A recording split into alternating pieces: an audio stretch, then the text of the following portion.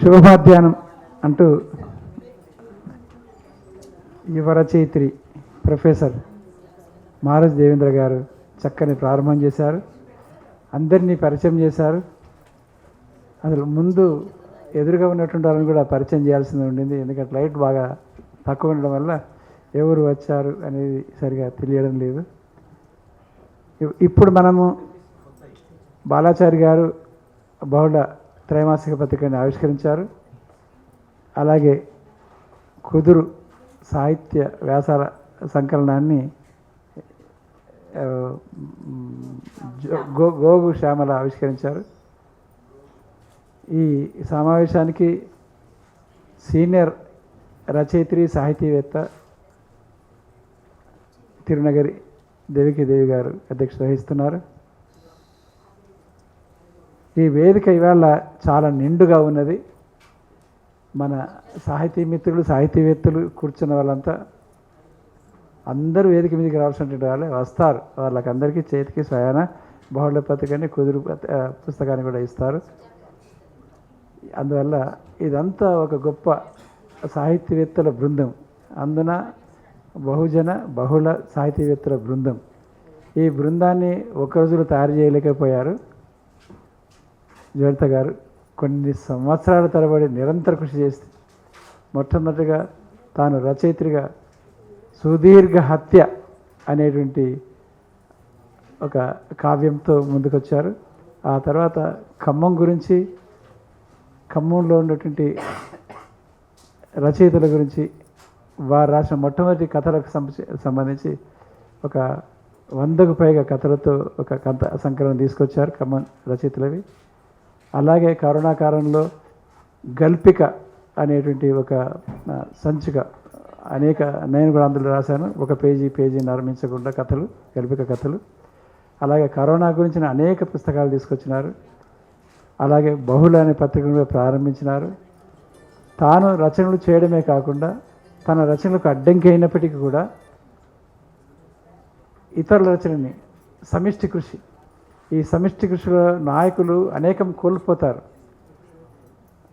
తమ యొక్క శక్తి సామర్థ్యాలన్నింటినీ ఇతరులను ఎదిగించడానికి, సమీకరించడానికి, ఉద్యమంగా మలచడానికి ఖర్చు అవుతూ ఉంటుంది. ఉదాహరణకి నేనే లెక్క తీసుకుంటే 120 పుస్తకాలు రాశాను. అయితే అందులో కథా రచయితగా ప్రారంభమైన వారిని నేను రాసినవి దాంట్లో 20 పుస్తకాలే.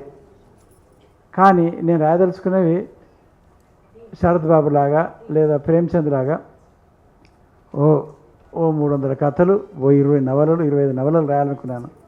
తెలంగాణ ఉద్యమాలు తిరగడం, బీసీ ఎస్సీ ఎస్టీ రచయితల కళాకారుల మేధావులకి వేదిక 1990 నుంచి ఆర్గనైజ్ చేయడం వల్ల నేను వాటన్నిటినీ వదులుకోవాల్సి వచ్చింది.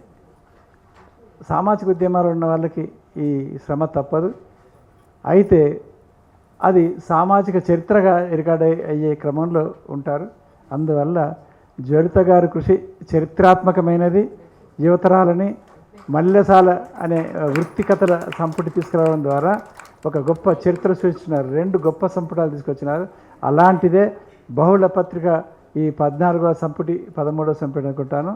ఈ సంపుటిలో సుమారుగా 3200 పేజీలు పుస్తక సైజులో వాటన్నిటిని స్వయంగా కంపోజ్ చేసి, మేకప్ చేసి, బొమ్మలు వేసి, ఆ తర్వాత ఫోన్లు చేసి, ఆ తర్వాత ఇవన్నీ పనులు ఒకే ఒక్కరుగా పనిచేయడం అనేది అది సాధ్యమా? సాధ్యమే అని చెప్పి నిరూపించినటువంటి వారు మన జయలలిత గారు. ఒకసారి చప్పట్లు కొట్టాల్సిన కోరుతున్నాను.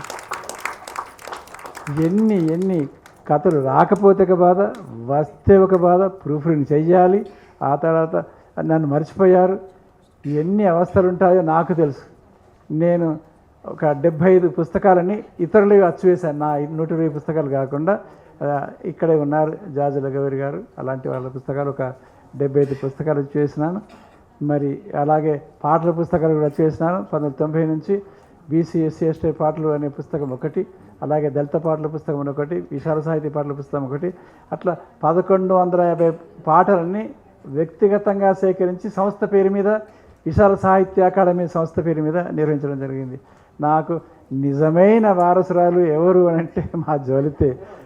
కథలు సేకరిస్తున్నది, కవితలు సేకరిస్తున్నది, ఆర్గనైజ్ చేస్తున్నది, తను రాస్తున్నది, రాయిస్తున్నది. అందువల్ల నాకు చాలా సంతోషంగా ఉంది. ఎందుకంటే ఈ కృషి వారసత్వం, చరిత్ర వారసత్వం కంటిన్యూ కావాలి. అది కాకపోతే తెగిపోతూ ఉంటుంది. తెగిపోతే మరి మళ్ళీ ఎవరో కొత్తగా వచ్చి ప్రారంభిస్తే చరిత్ర తెలియదు. అందువల్ల ఇవాళ జ్వలిత, అలాగే గోగు శ్యామల, అలాగే మన మారోజు దేవేంద్రకి సంబంధించి ఒక సూచన. మారోజు దేవేంద్ర కాకుండా యువతరం రచయిత్రులకు, విద్యార్థినులకు ఒక సూచన ఏంటంటే, నేను ఆగిపోయినట్టుగా మీరు ఆగిపోవద్దు. పనిచేసే ఉత్సాహం, ఉద్దేశం కనుక ఉంటే మీరు సాహిత్య రంగంలో ఆర్గనైజర్గా పనిచేయండి.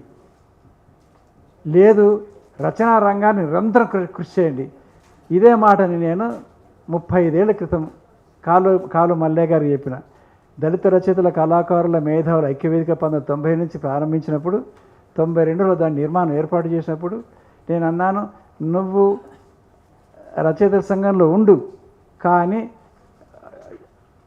యాక్టివ్గా పనిచేసే పోస్టులో కాకుండా అధ్యక్షుడు అంటే నువ్వు ఉపాధ్యక్షుడు ఉండాలి, కార్యదర్శి అంటే ప్రధాన కార్యదర్శి అంటే కార్యదర్శి హోదాలు ఉండాలి. అలాంటి దాంట్లో వండుకుంటూ కార్యవర్గంలో ఉండాలి. కానీ నువ్వు రాస్తున్న నిరంతర ప్రవాహశీలమైనటువంటి నీ కథలు, నవలలు, వ్యాసాలు అలా రాస్తూనే ఉండాలని చెప్పడం వల్ల ఇవాళ ఆయన ఒక 1000 కథలు రాశాడు, ఒక 30 నవలలు రాశాడు. ఒకసారి చప్పట్లు కొట్టండి. బహుజన సాహిత్యాన్ని సృష్టిస్తున్నాడు. అందువల్ల మీరు ఆర్గనైజర్స్గా జ్వలిత తన జీవితాన్ని అంకితం చేసింది, బిఎస్ రాములు అంకితం చేసినాడు. మీరు అలా చేయదలుచుకున్న వాళ్ళు యువతరం ఎదగాలి. కానీ అలా చేయకుండా ఉండేటువంటి వాళ్ళు మరి మారోజు దేవేంద్ర లాంటి వాళ్ళు, కానీ ఇప్పుడు మన సుజాతకు ఒక సూచన సభాముఖంగా ప్రతిసారి మర్చిపోతున్నాను. చాలామంది కోడూరి బ్రాకెట్లో ఆరకపూడి బ్రాకెట్లో కోడూరి కౌశల్యదేవి, అట్లా నాంపల్లి బ్రాకెట్లో అన్నవరం సుజాత అని రాసుకోవాలి ఇక్కడ నుంచి అని చెప్తున్నాను. అది ఫోన్లో చెప్పే బదులు ఇట్లా చెప్పాలనుకున్నాను. కారణం ఏంటంటే అసలు మళ్ళీ ప్రతిసారి నేను అన్నవరం దేవేంద్ర చెల్లెల్ని సార్, ఎందుకు అన్నవరం నీ సొంత ఇంటి పేరు, నువ్వు పుట్టే పేరు, సర్టిఫికేట్ కూడా అదే పేరు ఉంటుంది కదా. అందువల్ల నువ్వు ఇక్కడ నుంచి రాసే దాంట్లో నాంపల్లి బ్రాకెట్లో అన్నవరం సుజాత అని చెప్పి రాయాల్సిందిగా కోరుతున్నా. అందరూ కూడా ఆ తల్లిగారింటి పేరు, అత్తగారింటి పేరు రాయాలి. నేను నా జీవిత చరిత్ర రాసినప్పుడు, ఒక సామాన్య జీవనగరం రాసినప్పుడు, నేను మా శ్యామల గురించి చిన్న శ్యామల అని బేతి బ్రాకెట్ చిన్న శ్యామల రాస్తే, నీ పెళ్ళి ఇప్పుడు అయిందా బాబు, 50 ఏళ్ళ కింద 1973 పెళ్ళి అయితే ఇంకా చిన్న ఇంటి పేరు ఉంటాయన్నాడు. ఎందుకు ఉండకూడదు అని అన్నా నేను. చిన్న అనే ఇంటి పేరు, అరే మీ బేతి ఇంటి పేరు ఉండాలి కదా, కాదు. అందువల్ల ఆడవాళ్ళకి 2 పేర్లు వస్తాయి. మరి మగవాళ్ళు కూడా ఆడవాళ్ళ పేర్లని, ఇంటి పేర్లను కూడా పెట్టుకున్నటువంటి అవసరం గురించి స్త్రీవాదులు ఎప్పుడు డిమాండ్ చేస్తారో నాకైతే తెలియదు, చేయాల్సిన అవసరం ఉంది. అంటే భార్య యొక్క ఇంటి పేరు, అత్తగారింటి యొక్క ఇంటి పేరు పెట్టుకోవాలి మీరు అని అనాలిగా. అది ఆ చైతన్యం రావాలిగా. మేము మీ ఇంటి పేరు, తల్లిగారింటి పేరు, అత్తగారింటి పేరు 2 మోస్తున్నాము, మరి మీరు మా ఇంటి పేరు మోయాలిగా అనాలిగా. తమిళనాడులో ఆ పేర్లు ఉన్నాయి, తల్లి పేరు, తల్లి పేరు మోయడం. మహారాష్ట్ర కూడా ఉన్నది. అందువల్ల అది కూడా ఒక డిమాండ్గా ముందుకు తీసుకెళ్లాల్సిన అవసరం ఉన్నది సమానత్వం కోసం. ఏమైనప్పటికీ బహుళ పత్రిక అనేక విషయాల పట్ల ఒక ప్రజాసమేతంగా తీసుకొస్తున్న పత్రిక. మరి ఇక్కడే మా వేదిక మీద మరి 30 సంవత్సరాల నుంచి నిర్వహిస్తున్న పత్రిక మా కొండవీటి సత్యవతి గారు ఉన్నారు. వారికి అన్ని విషయాలు తెలుసు. ఆ భూమిక పత్రిక గురించి కూడా చెప్పాలి. నేను దరకమేక వేదిక పెట్టకముందు భూమిక విశాల అని పేరుతో పెడదామనుకున్నా. అప్పుడు వీరు పుస్తకం తీసుకొస్తా అంటే నేను టైటిల్ అది అనుకుంటున్నానండి అని అన్నాను. కానీ ఆ తర్వాత ఖాదర్ మొహినుద్దీన్ గారు ఏం చేశారు, దరకమేక వేదికకి జాషువా ప్రతీక కాబట్టి గబ్బిలం అనే పేరు పెడదాం పత్రికకి అని చెప్పిన వల్ల గబ్బిలం మాసపత్రిక పెట్టడం భూమిక వారికి వచ్చేసింది. ఆ భూమిక పత్రిక ద్వైమాస పత్రిక నుంచి మాసపత్రిక. అందులో నా కథ కూడా మా అమ్మ తల్లిసాలు పిల్లడు, మా అమ్మ నేను 6 ఏళ్ళ పిల్లవాడున్నప్పుడు మా నాన్న చనిపోతే ఎట్లా పెంచిందని రాశాను. ఈ సందర్భంగా ఒక కథ గుర్తు చేస్తాను. ఆ కథని రీప్రింట్ చేయాలని కోరుతున్నాను కొండవీటి సత్యవతి గారిని. అదేం కథ అని అంటే చెప్తా, మన సాహిత్యమే మాట్లాడుతున్నా.